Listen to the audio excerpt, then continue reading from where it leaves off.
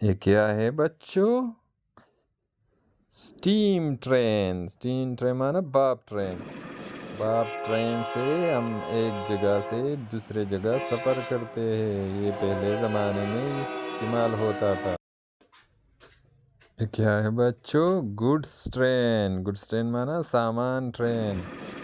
इसके ज़रिए हम सामान एक शहर से दूसरे शहर लेके जाते हैं।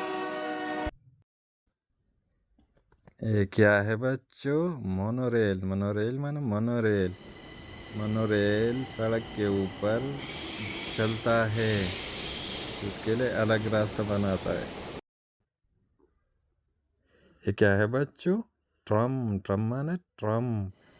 ट्रम शहर के अंदर रोड पे चलता है, जो ऊपर वायर लगता है उसके ज़रिए चलता है।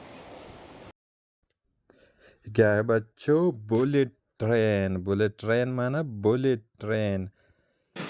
ये 250 किलोमीटर पर आवर की रफ्तार से एक शहर से दूसरे शहर सफ़र करता है, जो बहुत जल्दी पहुंच जाता है।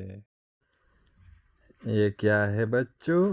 Passenger train. पैसेंजर ट्रेन माना मुसाफिर ट्रेन। मुसाफिर ट्रेन में मुल्क के अंदर कई शहरों तक सफ़र करता है।